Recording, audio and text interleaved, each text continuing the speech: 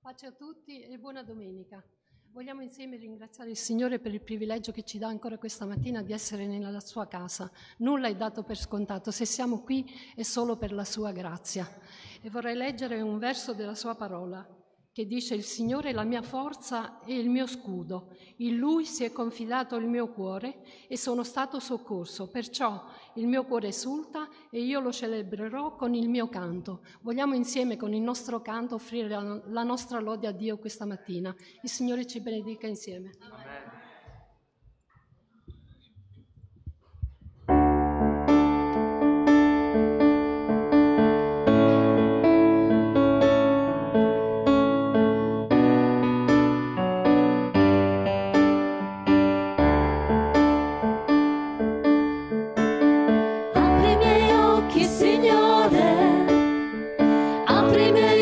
Signore, voglio vederti, voglio vederti. Apri i miei occhi, Signore, apri i miei occhi, Signore, voglio vederti, voglio vederti. Apri il mio cuore, Signore, apri il mio cuore, Signore, voglio vederti, voglio vederti.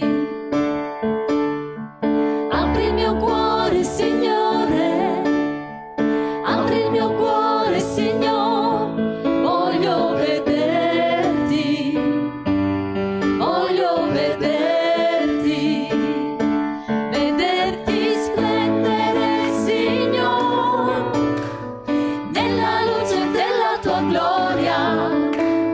Versa il tuo amore su noi mentre cantiamo Santo, Santo. Apri i miei occhi, Signore, apri i miei occhi, Signore, voglio vederti, voglio vederti. Apri il mio cuore, Signore, apri il mio cuore, Signore, voglio vederti, voglio vederti, vederti splendere, Signore, nella luce della tua gloria. Versa il tuo amore su noi mentre cantiamo Santo, Santo, vederti splendere, Signore, nella luce della tua gloria. Versa il tuo amore su noi mentre cantiamo Santo, Santo. Santo, Santo, Santo, Santo, Santo, Santo, Santo, Santo, Santo, voglio vederti.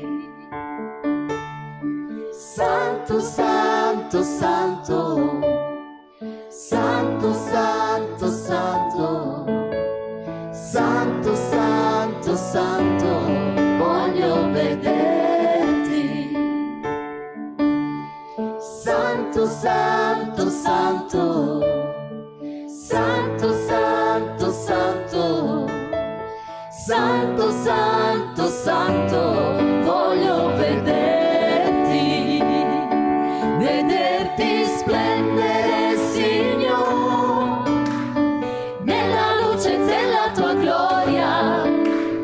Versa il tuo amore su noi mentre cantiamo Santo, Santo, vederti splendere, Signore, nella luce della tua gloria. Versa il tuo amore su noi mentre cantiamo Santo, Santo. Santo, Santo, Santo, Santo, Santo, Santo, Santo, Santo, Santo, voglio vederti. Grazie, Signore. il nostro desiderio questa mattina, Signore. Vogliamo vederti, vogliamo vedere veramente la tua gloria in mezzo a noi. Signore, tu puoi fare ogni cosa.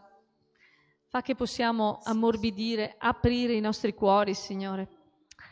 È lì che tu puoi lavorare, nei nostri cuori, Signore. Fa che chi ti sta cercando questa mattina si incontri con te, un incontro personale, e che tutti noi possiamo sperimentarlo questa mattina. Grazie, Signore. Grazie, Gesù. Amen.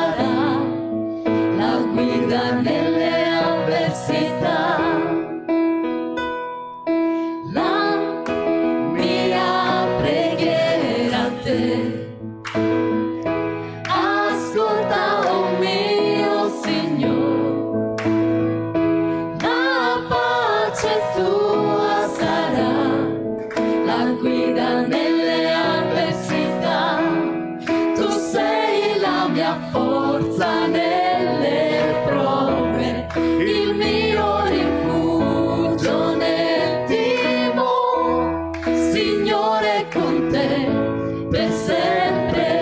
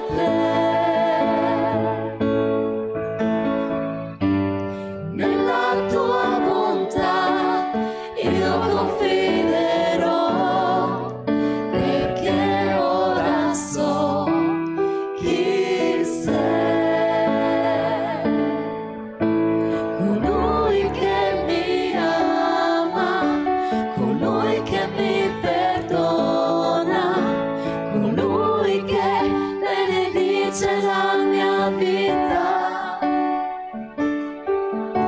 colui che mi sostiene, colui che mi guarisce, colui che asciuga le mie lacrime. Grande è il tuo amore,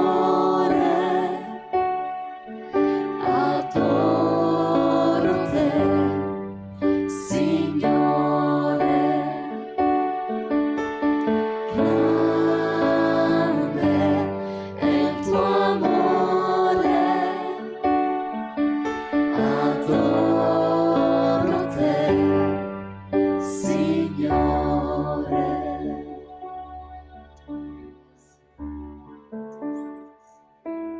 Egli è l'unico che ci capisce. Egli è l'unico che va al di là di qualsiasi amore umano. Non potremo mai comprendere e capire l'amore di Dio.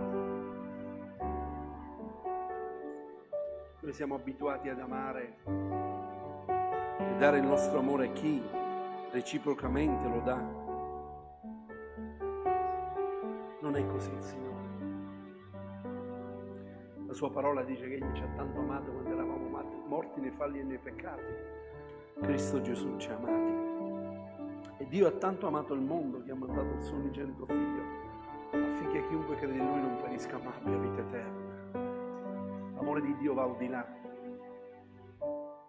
Non dobbiamo meritarci l'amore di Dio, non dobbiamo acquistarcelo. È un dono. Lui ha donato la sua vita per ognuno di noi. Dovremmo entrare in un concetto completamente differente per capire l'amore di Dio. Purtroppo siamo abituati a guadagnarci qualcosa. Con il Signore non dobbiamo guadagnare nulla. Quello che Lui desidera da ognuno di noi è il nostro cuore.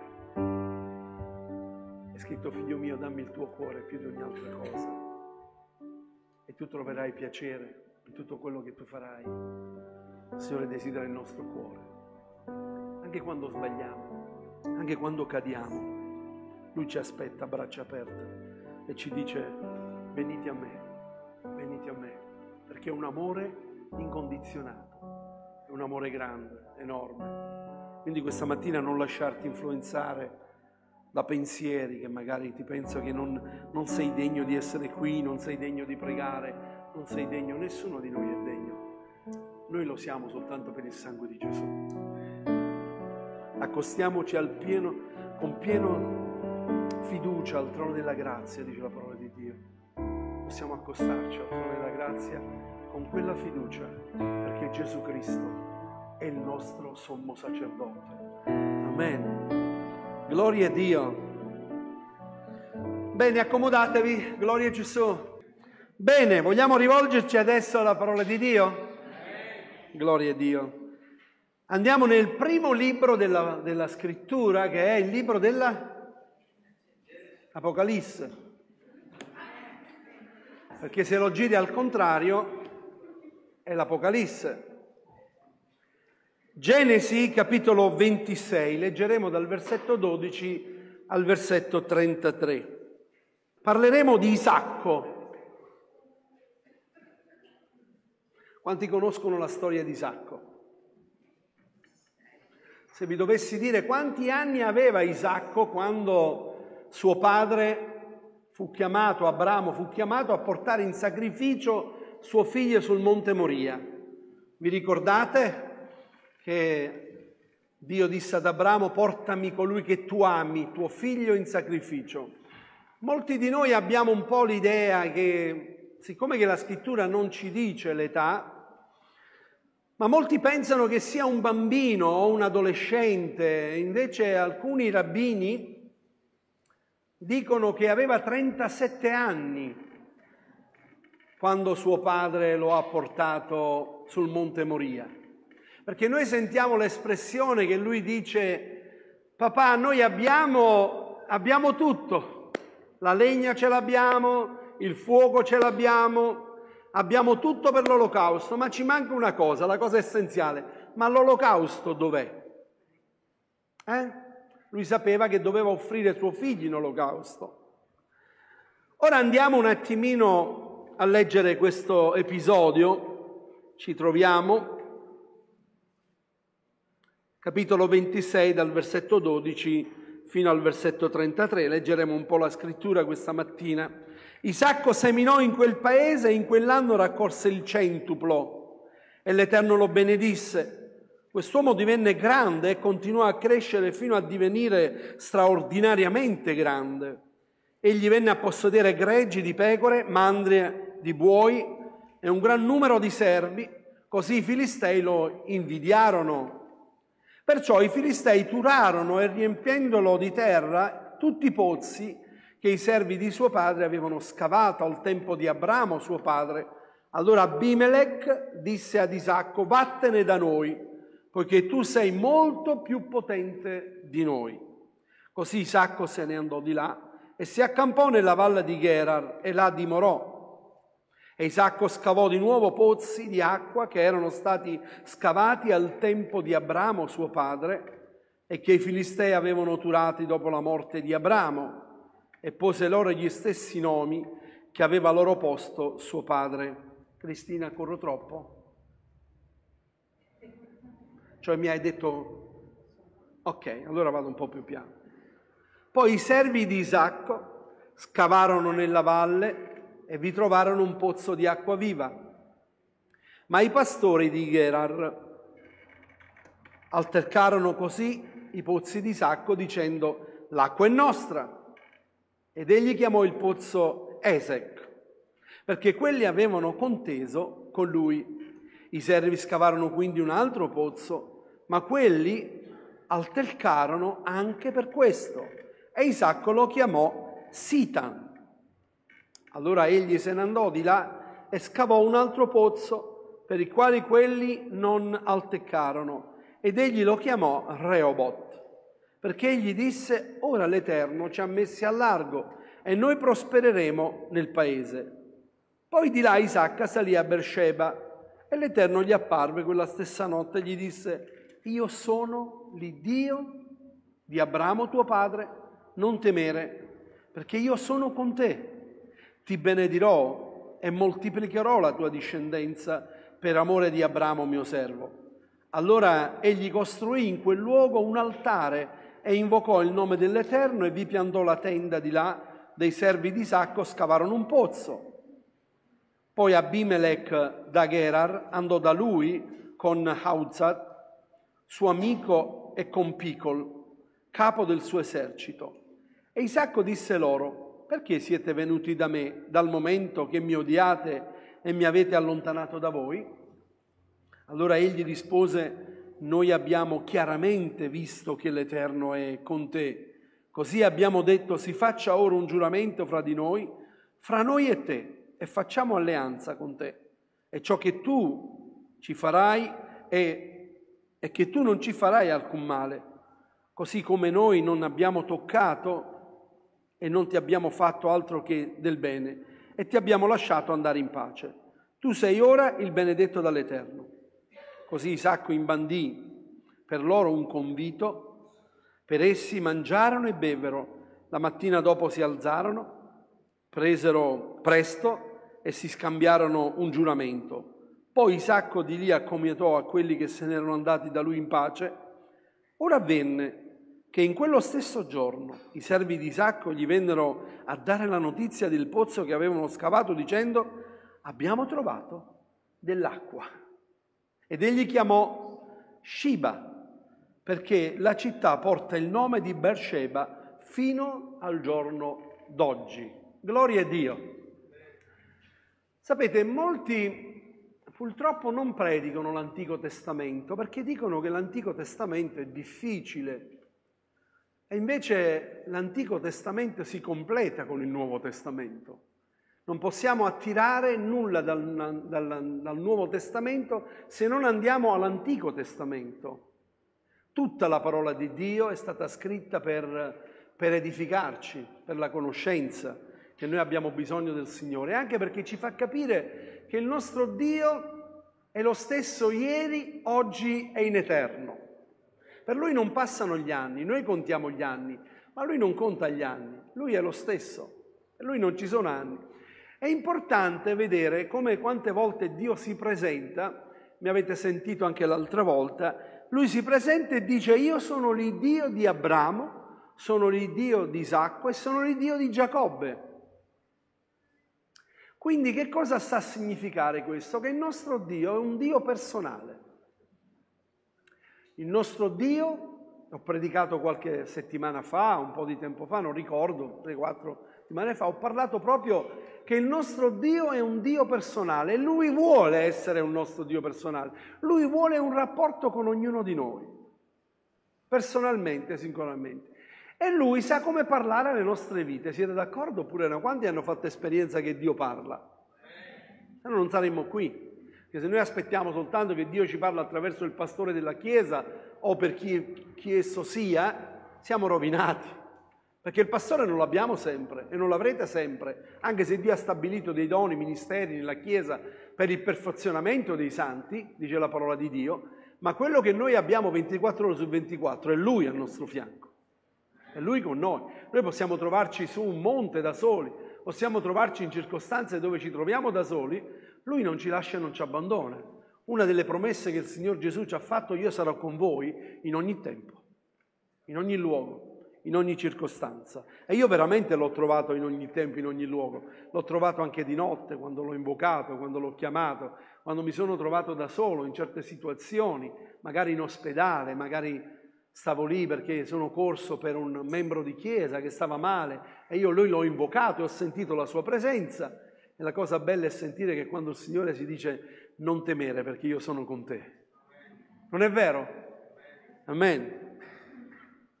Isacco, figlio della promessa. Io mi sono sempre chiesto, non so voi, ma io mi sono sempre chiesto, questa esperienza, non so come descrivere, non so come dire, ma un'esperienza certamente raccapricciante, perché il padre che chiede al figlio: andiamo perché lo deve offrire in sacrificio, e cammina 3 giorni con lui e lo deve squartare, cioè deve fare un sacrificio come gli animali da allora, non era semplicemente lo uccido, ma doveva fare un sacrificio.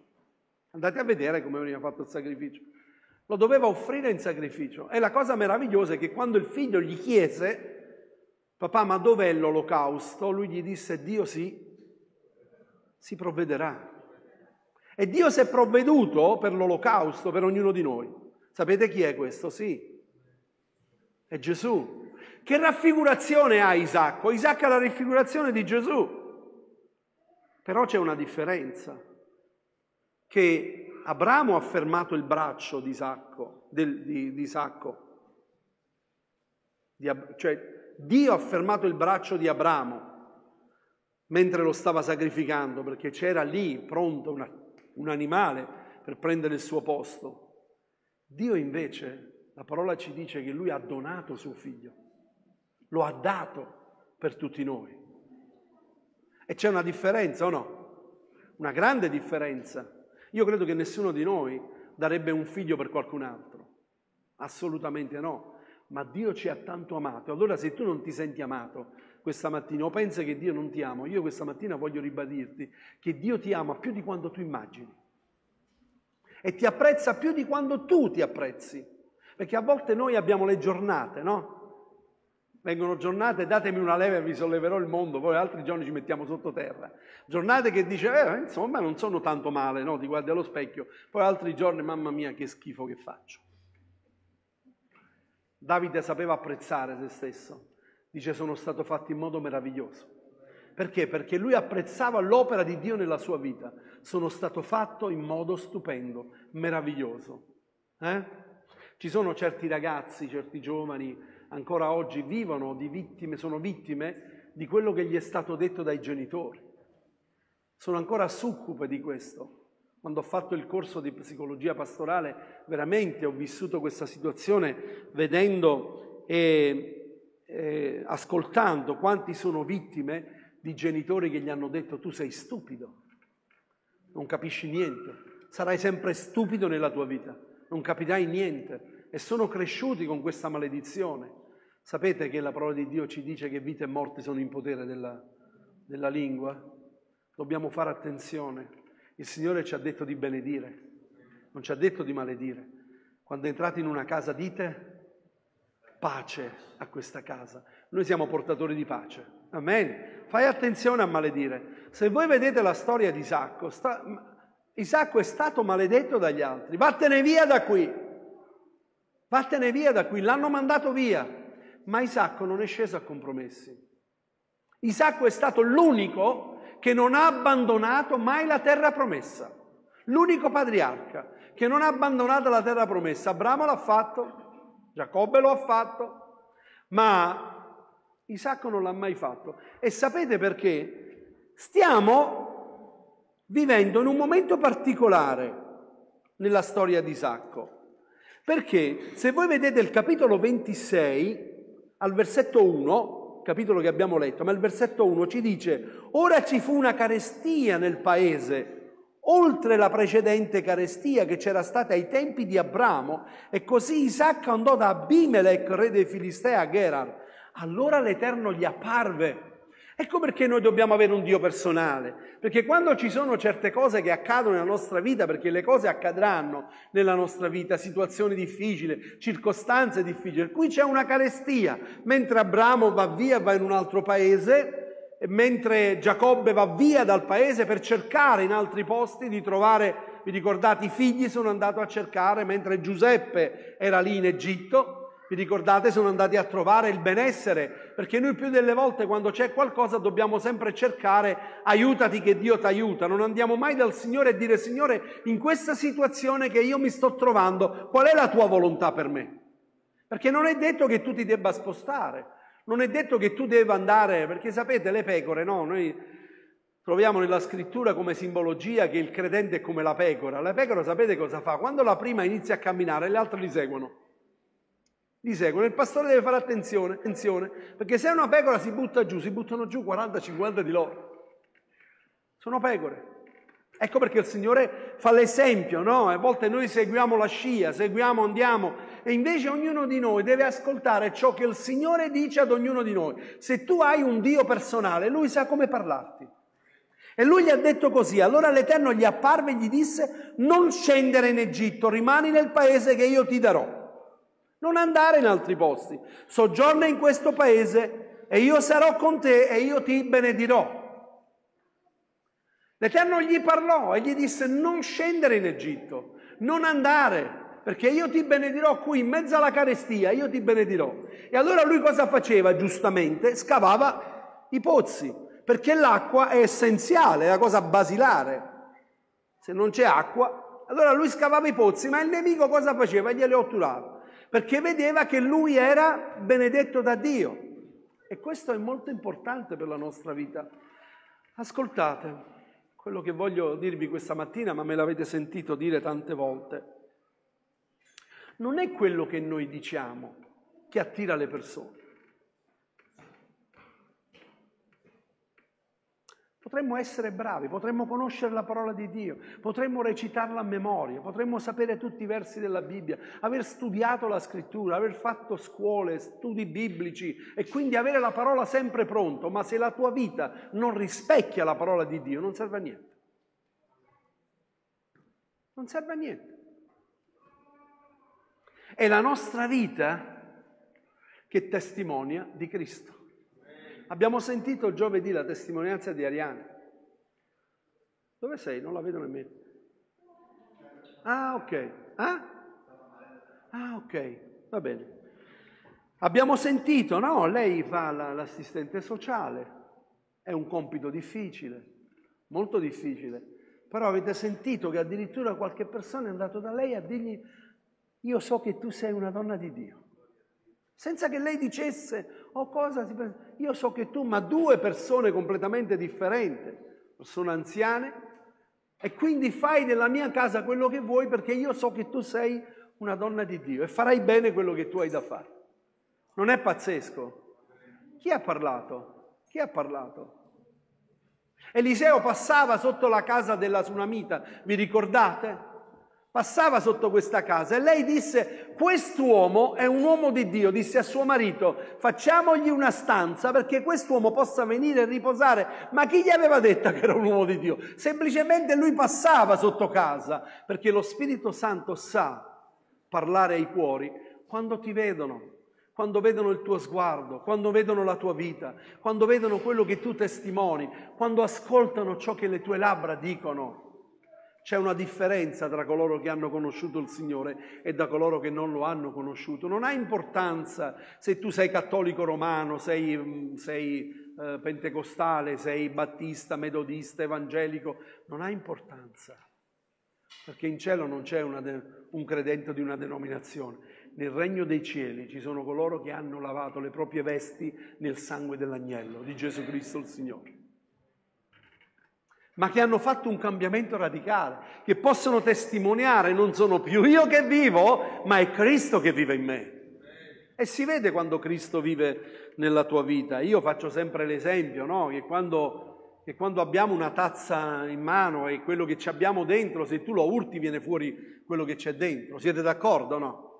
Se io sto prendendo il tè la mattina, ho il latte, ho il caffè, mia moglie mi passa o mia figlia mi passa davanti, mi urta, cosa esce dalla tazza se cade fuori?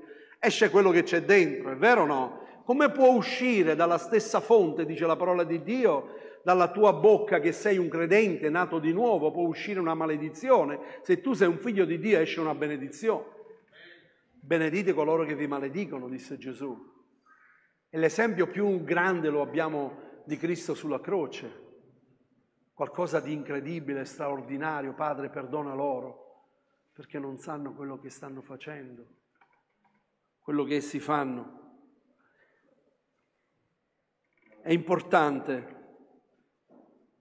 Vedete, quando noi stiamo servendo il Signore, quando noi ubbidiamo alla Sua parola, quando stiamo camminando nelle vie di Dio, non è detto che non abbiamo contese e inimicizie. Questi due pozzi che vengono scavati e vengono otturati vengono chiamati proprio contese e inimicizia. Quando tu stai facendo qualcosa per il Signore, sappi che ci sarà sempre qualcuno che vuole contendere con te. Qualcuno che mette il bastone tra le ruote e quindi c'è inimicizia con te. Vi è capitato questo? Questa è un'esperienza. Isacco inizia a scavare i pozzi, i suoi servi scavano, glielo vanno a otturare. Scavano un altro, glielo vanno a otturare.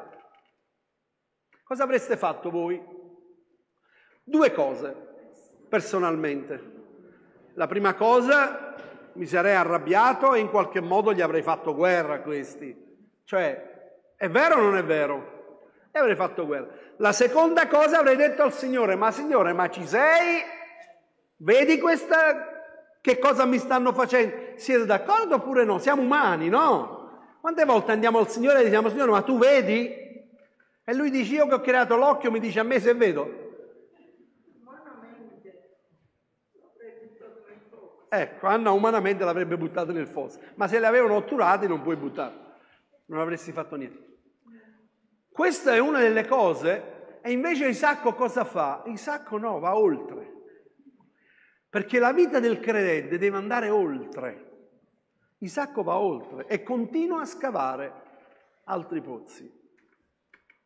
Ora, la realtà è questa. Quando noi ubbidiamo alla parola di Dio e ci sottomettiamo alla parola di Dio, che non è facile, perché è facile dirlo, ma non è facile farlo. È duro. Una sorella stava annaffiando le piante, giardino di casa sua, e con la pompa, siccome che faceva confine con un'altra casa, una casa schiera, faceva confine con un'altra, la rete, lei annaffiando l'acqua è andata anche nelle piante della signora vicino e la signora l'aveva già dato l'acqua, quindi l'acqua viene fuori. La vicina vede questo, s'arrabbia e gli dice parolacce e la offende, gliene dice di tutti i colori. Questa sorella gli risponde, quindi scende allo stesso livello. Gli risponde, tu. Ma lei era una figlia di Dio. E sapete cosa succede ai figli di Dio? Se sei veramente un figlio di Dio, penso che l'avrai fatto questa esperienza, che quando ti arrabbi non stai bene. Te ne vai dentro arrabbiato, ma dentro di te stai male. Perché? Perché c'è lo Spirito Santo che non ti dice hai fatto bene, ma ti dice riconciliati. È vero o non è vero? Non stai bene? Tu anche se vai a dormire non dormi perché hai qualcuno dentro di te che ti rimprovera e ti dice non hai fatto bene. E allora lo Spirito Santo gli diceva vai da lei e chiedigli perdono, e lui le diceva assolutamente no, io non andrò mai da lei, ma neanche, guarda, dovresti scendere qui e dirmelo di persona, vai da lei, e continuava. Ora che cosa succedeva? Succedeva che la sera questa sorella a Castelfranco, questa sorella doveva aprire gli incontri in famiglia e io ero responsabile quella sera di andare in casa loro per andare a aprire l'incontro a casa di questa sorella.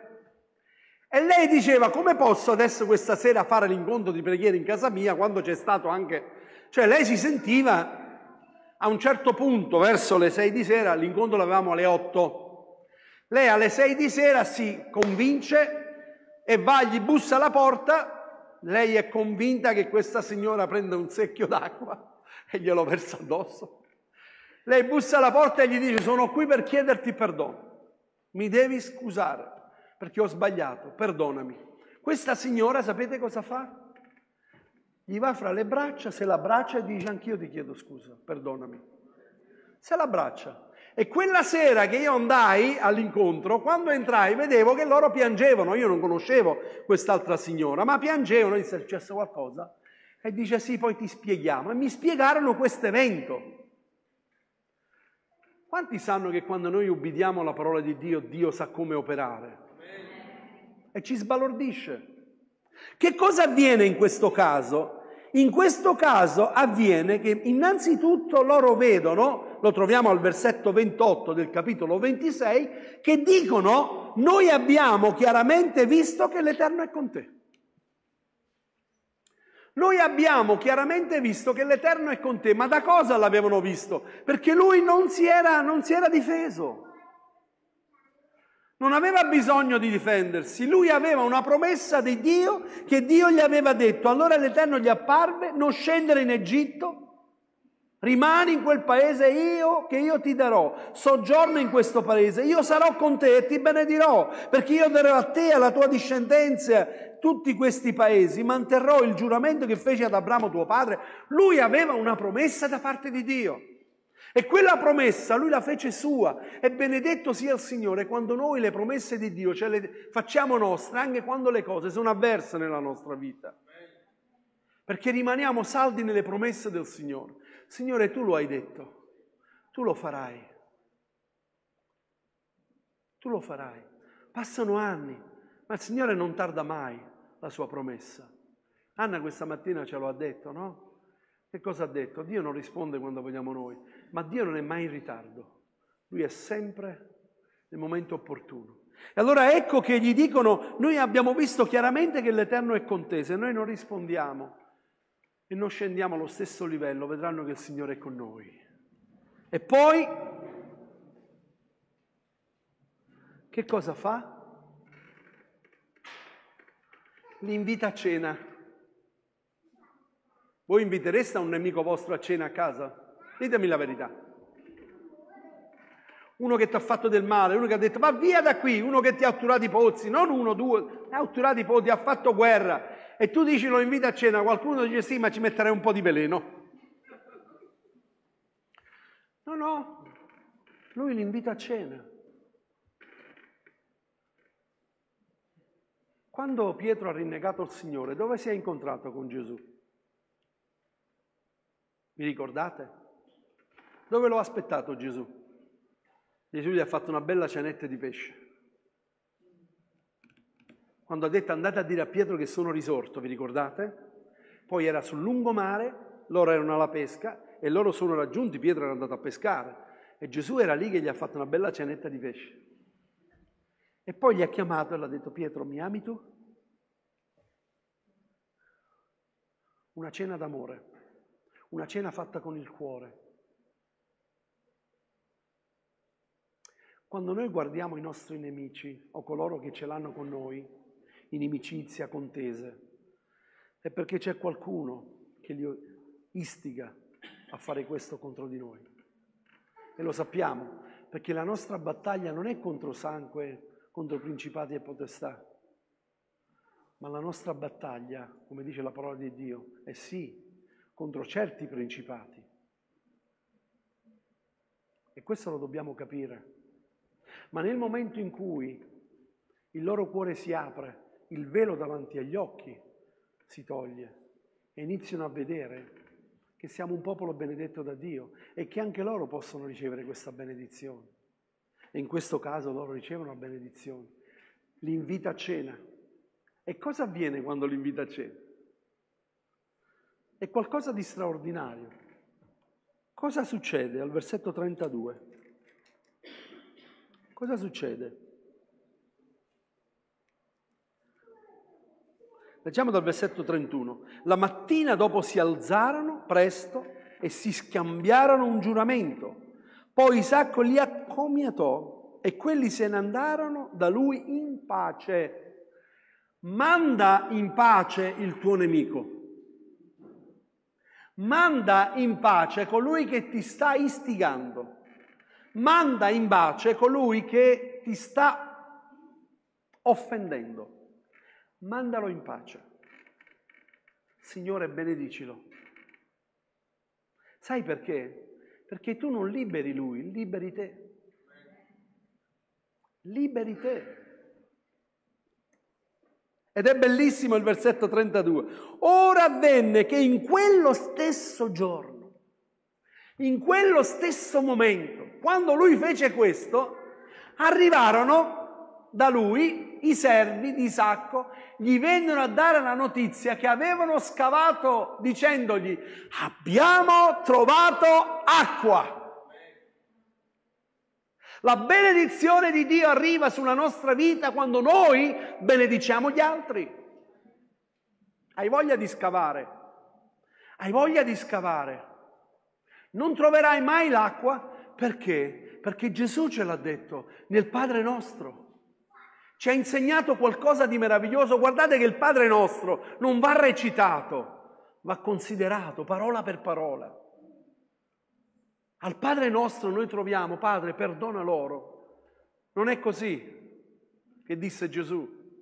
E cosa dice? Perdonate?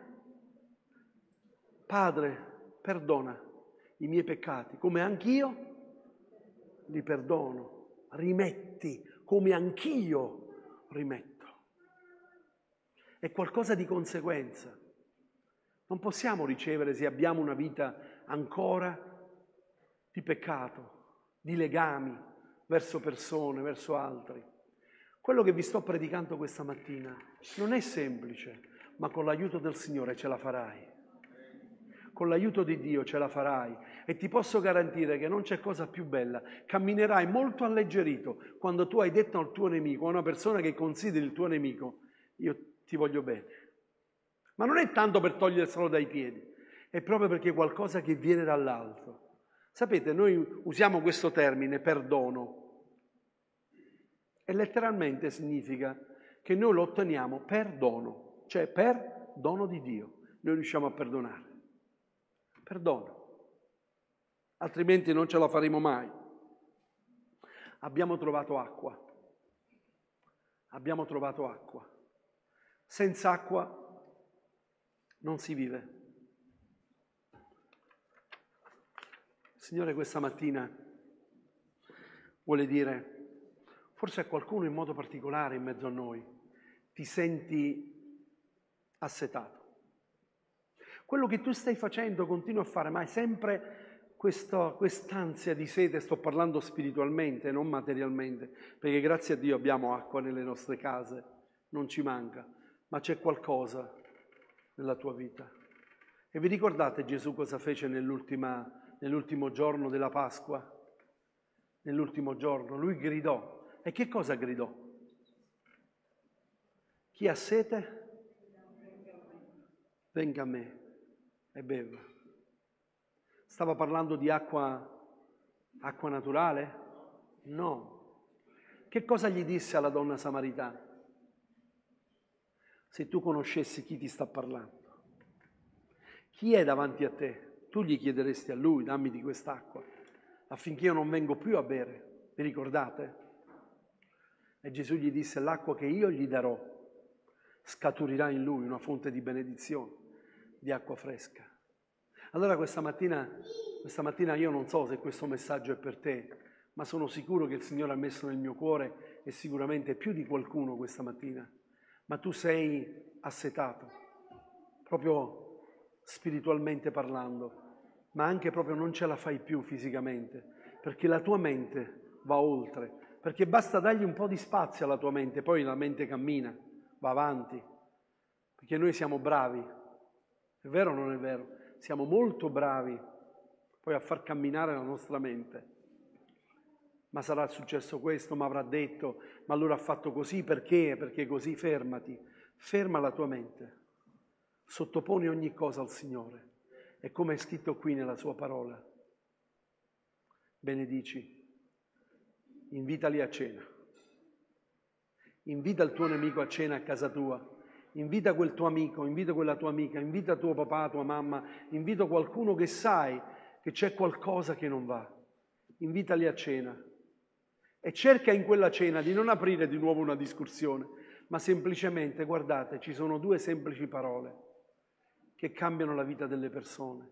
E se è così difficile, mi dispiace, e l'altra è, ti chiedo scusa, perdonami. Possono cambiare tutto, non importa, perdonami. Alziamoci. Posso chiamare i musicisti? Ti chiedo gentilmente di inchinare il tuo capo, di chiudere gli occhi.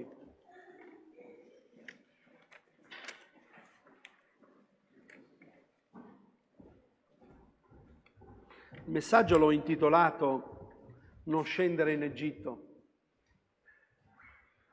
Era quello che il Signore gli aveva detto. Non scendere in Egitto. Non è facile che ci allontaniamo dalle persone, ci allontaniamo dal problema. Forse hai pensato di allontanarti dalla situazione, ma il Signore questa mattina vuole dirti, io ti benedirò lì, in questa situazione io ti benedirò, perché vedranno in te la mia benedizione e diranno, tu veramente sei un figlio di Dio, una figlia di Dio, non perché hai cambiato chiesa, perché appartieni alla chiesa tale e tale, quello non salvo,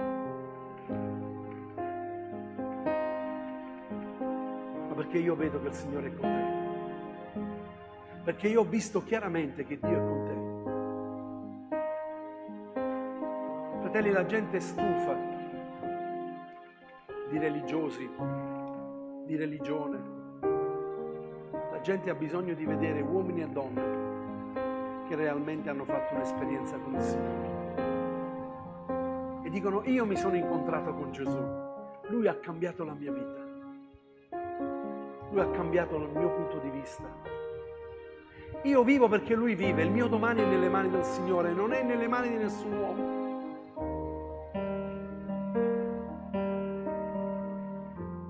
Io non vivo per lavorare.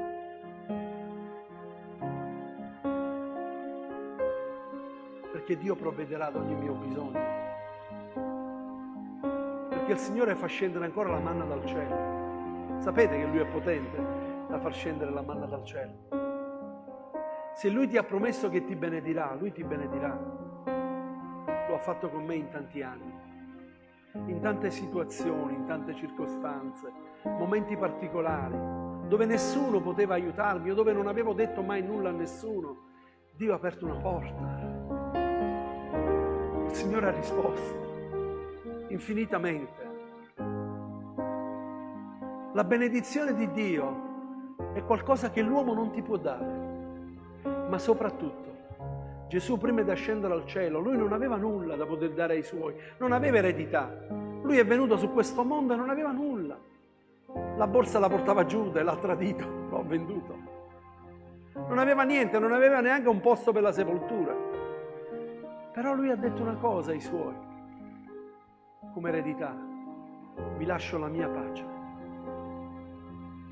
Quella pace che il mondo non vi può dare. Allora questa mattina io voglio dirti, quanti hanno bisogno di quella pace? Hai bisogno della pace del Signore sulla tua vita?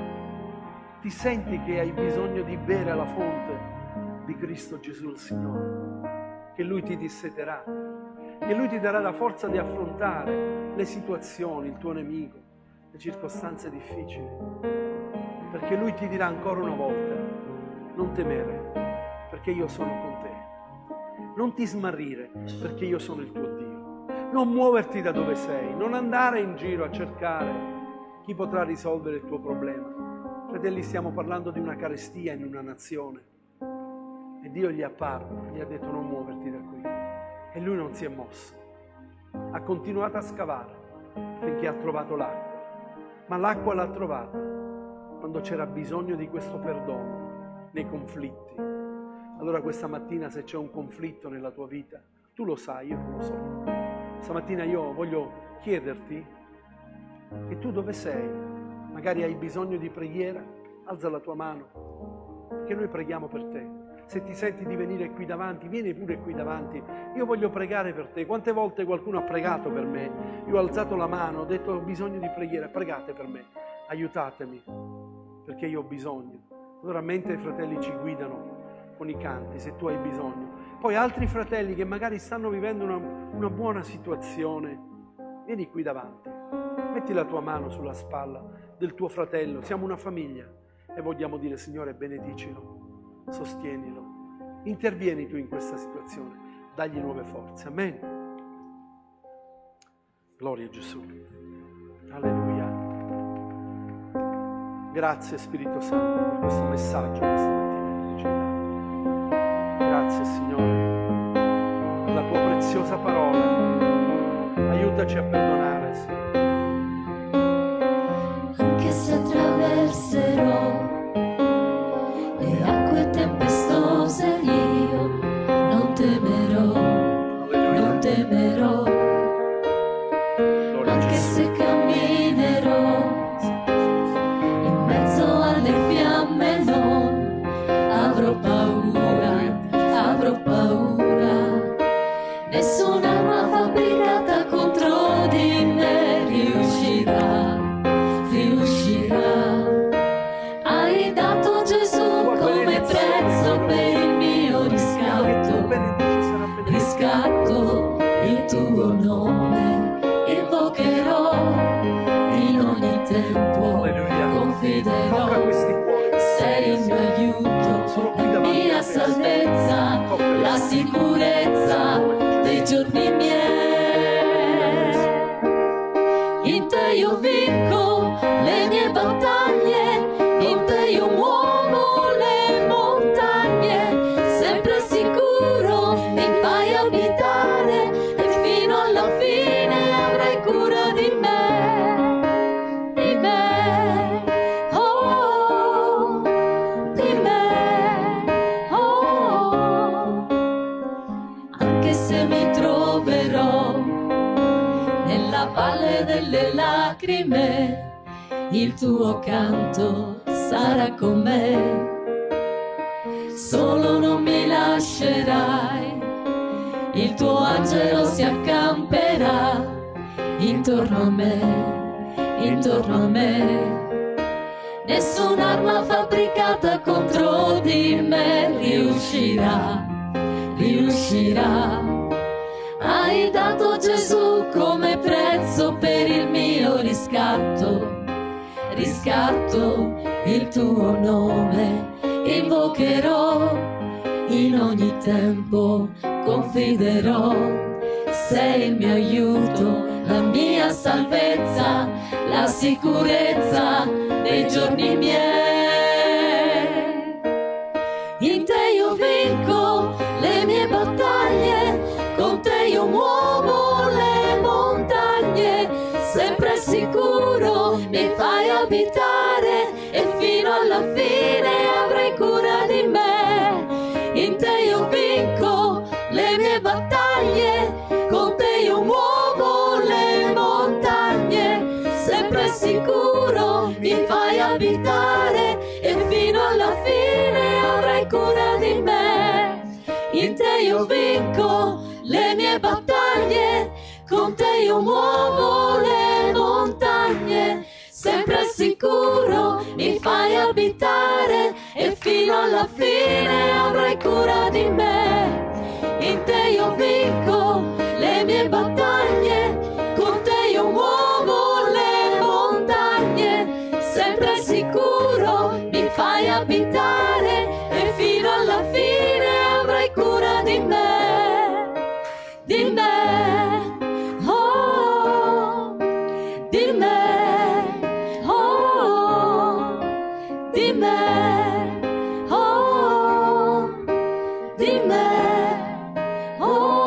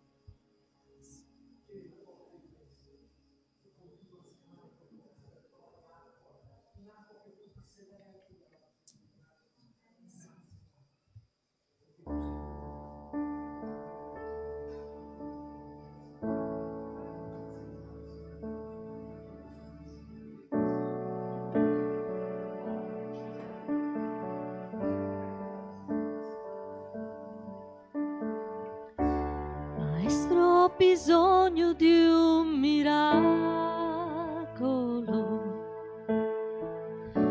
Trasforma la mia vita ed il mio stato. È tempo che non vedo più la luce, tentano di seppellire la mia gioia, cercando di cancellare i miei sogni.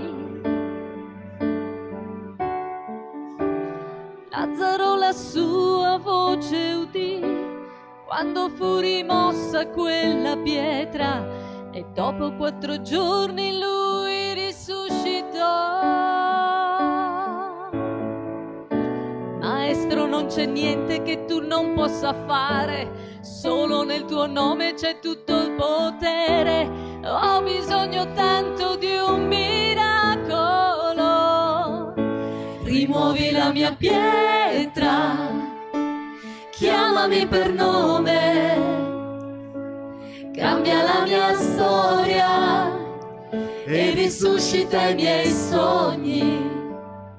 Trasforma la mia vita, fai un miracolo, toccami adesso, tirami fuori, risuscitami.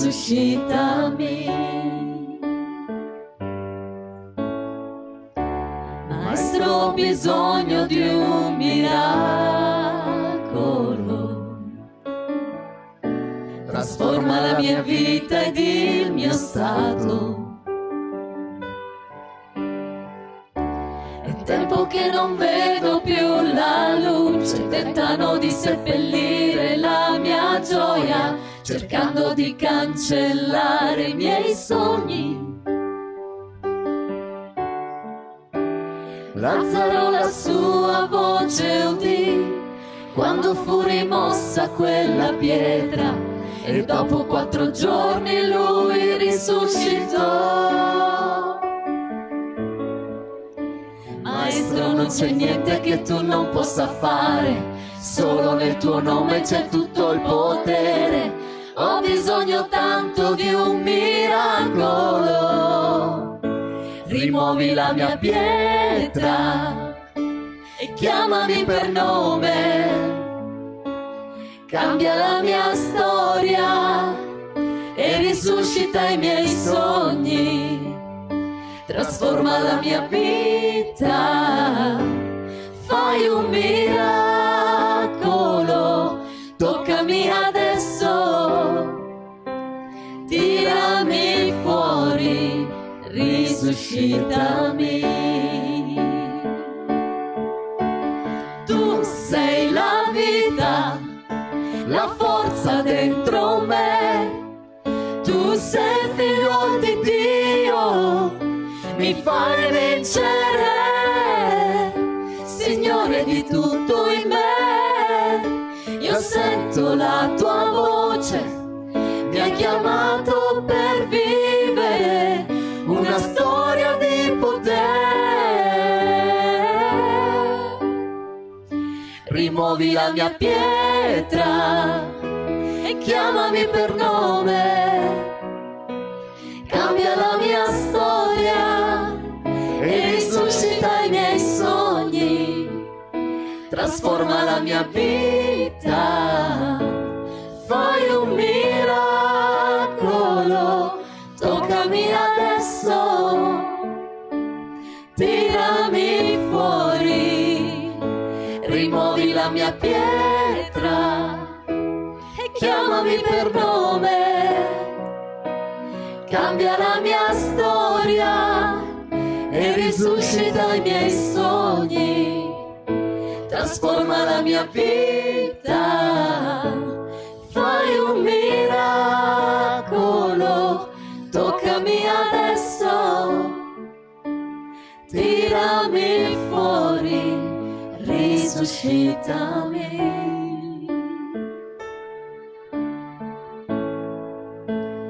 Risuscitami.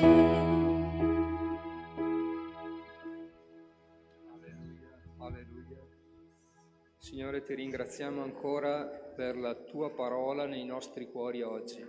Grazie perché, Signore, tu sei l'Iddio dei miracoli e noi ti abbiamo conosciuto. Hai fatto grandi cose nella nostra vita, hai trasformato le nostre vite, noi ti ringraziamo. Grazie perché oggi sei ancora potente da poterlo fare, da cambiare, da trasformare. Quanti in mezzo a noi in questo giorno stanno vivendo delle situazioni particolari, Signore. Grazie perché noi possiamo dire che abbiamo sperimentato la tua fedeltà. Grazie per come ci hai portato la tua parola oggi, Signore. Hai consolato i nostri cuori e hai dato degli insegnamenti a ciascuno di noi. Continua a benedirci, Signore, benedici questo giorno, benedici il rimanente di questa giornata e fa che possiamo sempre rimanere con te. Accompagnaci alle nostre case e fa che possiamo trasmettere l'amore che da te abbiamo ricevuto. Ti ringraziamo e te lo chiediamo nel nome di Gesù. Amen.